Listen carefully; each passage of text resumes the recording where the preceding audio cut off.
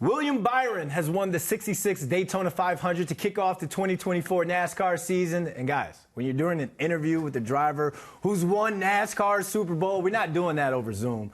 Repping Hendrick Motorsports and the driver of that stylish number 24 Chevy, we have your 2024 Daytona 500 champion, William Byron, in the building. William Byron is big. For those of you watching, we've got an audience for this one, man. In the words of Muhammad Ali, the champ is here. What's up, my man? How you feeling? Man? Good to see you. Yeah, no, I'm feeling good. It's running on a couple hours of sleep, but we're rolling. So from partying, like, is it like a Patrick Mahomes couple hours of sleep, or like just doing the making your rounds? Just doing the thing. I feel like we came straight from Daytona, so we got done. The race got done pretty late last night, and then got on the plane and headed here. So it's a lot of fun, though. It's pretty cool. First and foremost, I would like to apologize for the weather. You come from down there and you come into this cold, man. So apologies, but thanks for coming up. Let's talk about the race first before we have a little fun and really get to know who William Byron is. The weather made you guys start on Monday instead of Sunday. Yeah.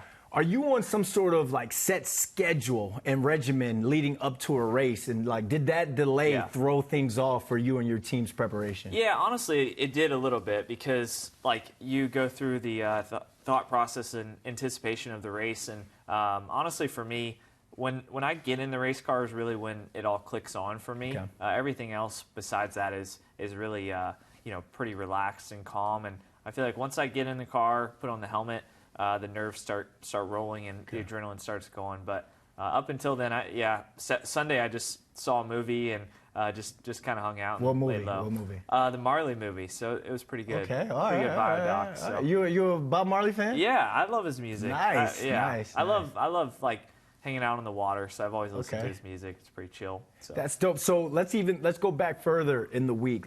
What's your Tuesday, Wednesday, Thursday like? Is it travel time, race time on the practice track? What's that like? So we don't get to test at all. We're not allowed to go to a track and test the car, but everything we do is virtual. So we go in the simulator, practice a lot, 2-3 hours every Wednesday, and then this past week we were in Daytona from Wednesday on for.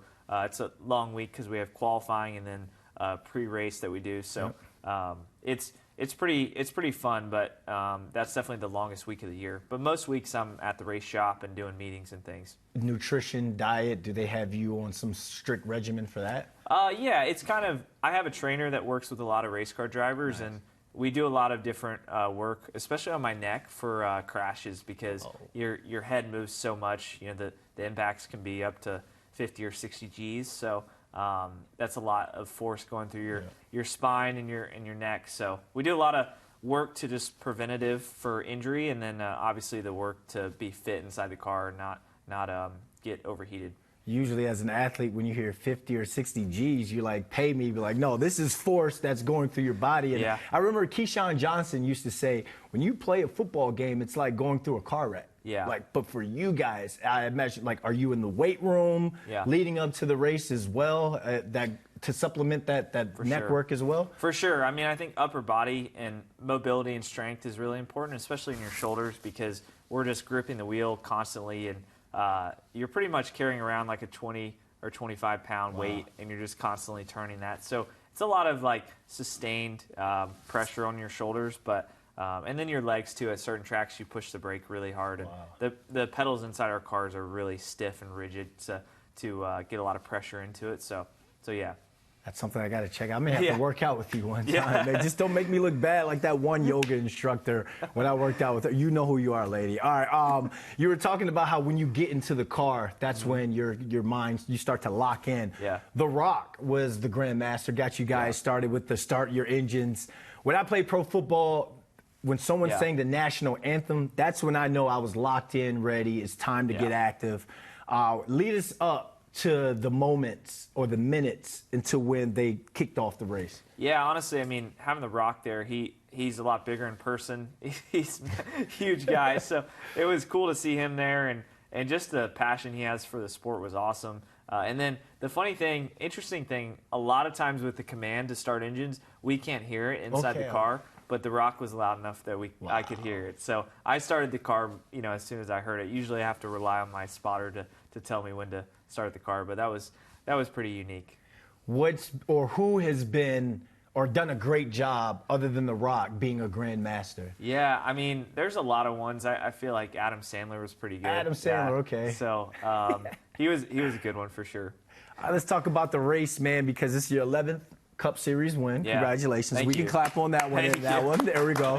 There's some talk online about how the race finished. Yeah. Obviously, people always got something to say, and they weren't the gladiator in the arena. So take us through the end. Did you know anything about the crash? Yeah. And what was the first thing that popped into your mind when you found out that you won? Yeah, I mean, the crash at the end, there were a couple, we were involved in the first one, and that was unfortunate. That was a big crash. But, yeah, just the pushing and shoving gets really intense at the end, and then the crash at the end that caused the caution was we were racing for the lead, and the second-place guy, Ross, went to make a move to the bottom. So that was crazy. You just never know how those things are going to play out, but fortunately we were able to get the checkered flag. So it was a lot of unknowns because the caution was out, and you don't know who was ahead at the time. So it was cool. Can you kind of foresee a crash, and when you see everything kind of going down, does things slow down for you? What's going through your mind as you're going through one of the most scariest things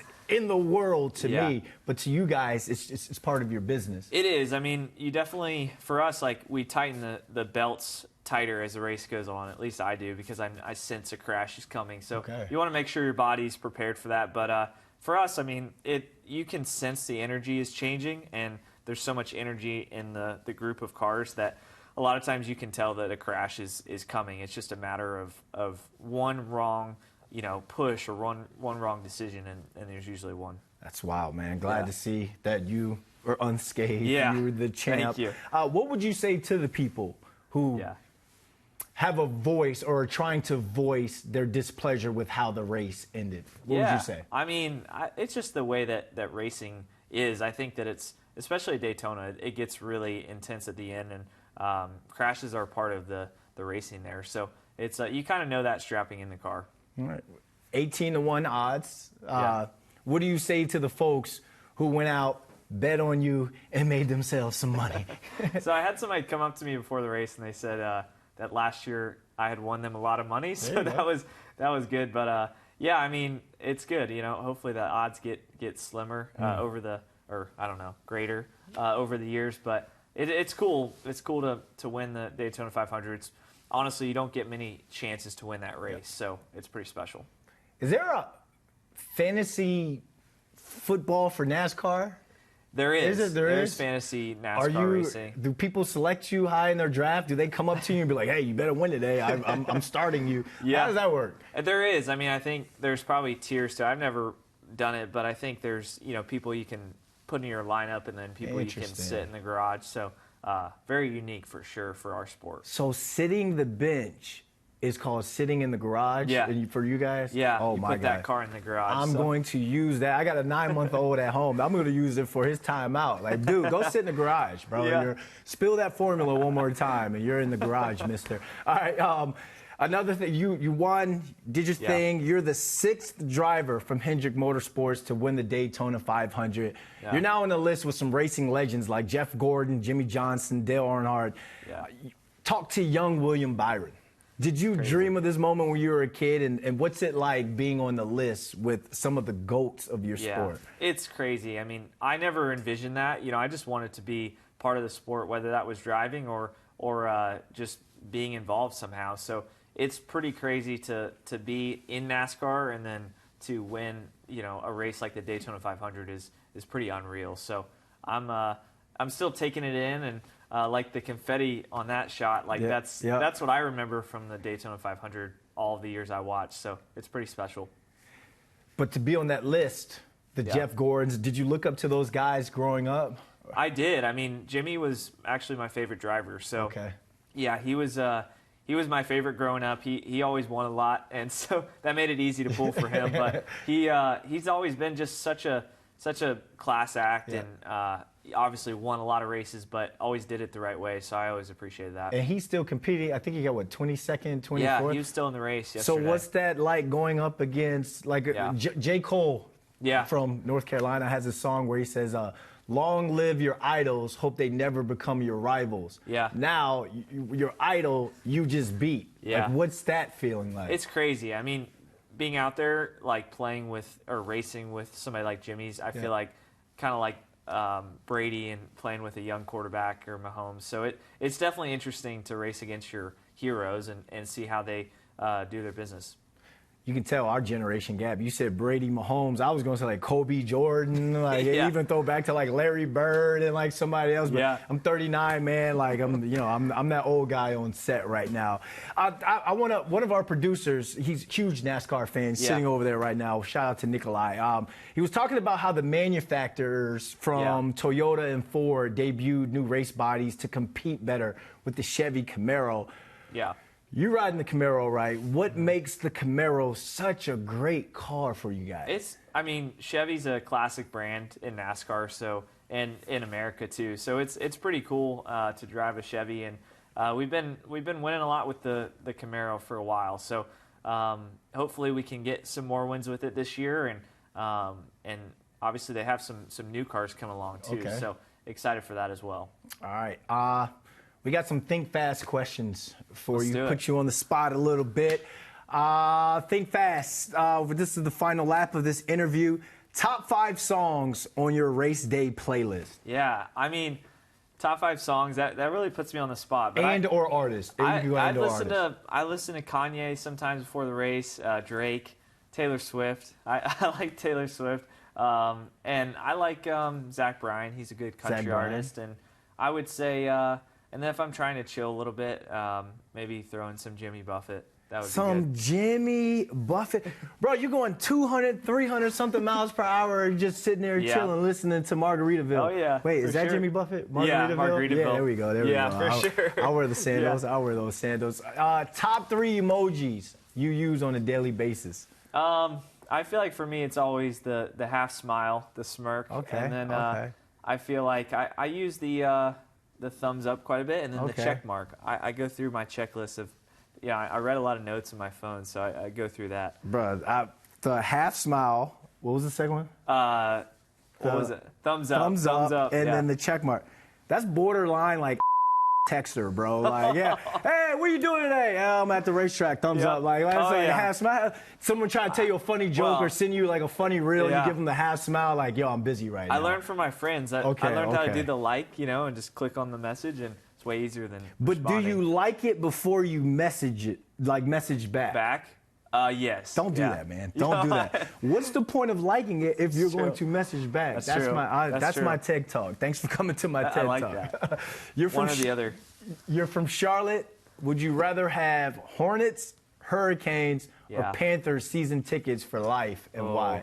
I mean, the Panthers, they had a era from 2012 to 2018. They were really good, but I would say right now the Hurricanes. I've been a big hockey fan, but they're not in Charlotte, so it's kind of hard to get to their games. But that's embarrassing. They're in Raleigh, right? They're in Raleigh. Yep. Well, it's North Carolina. It's close enough. North Carolina. Well, that leads me to my next one, because this is a state-type question. Which state has the best barbecue outside of North Kakalaki? I would say, Kansas City is really good, for sure. We go there for a couple races a year. That's probably the best place, I would say. Yeah. And they've got a really good football team there as well. You a Patrick Mahomes guy? Yeah. I like Is Brady Patrick still Mahomes. The GOAT, and how close is Patrick Mahomes? I think if he could get to maybe more? 5 Super Bowls, I think that would be. But his talent is unreal. I liked how he's rocking the dad bod this year, so that was funny. Dad bod 2024 is in full effect. Last but not least, I know I was kind of talking to you earlier. You say this is a classic question. What do you do when you have to pee? Because I could go down the Jersey Turnpike and I'm like, stop at the rest stop. Because you're like, we only went through one intersection or one exit. Like, what happens? For us, it's just, honestly, adrenaline kicks in. You don't really think about it. But if there's long cautions, you think about it. So it happens a couple times. But I don't know. You just try not to think about it. Just free it. Just let it go. I remember playing football. We would go behind the Gatorade tables, and we'd have a trainer put a towel up and stuff. That's awesome. And then you just splash water on yourself, and you go out and you just keep playing football. Good.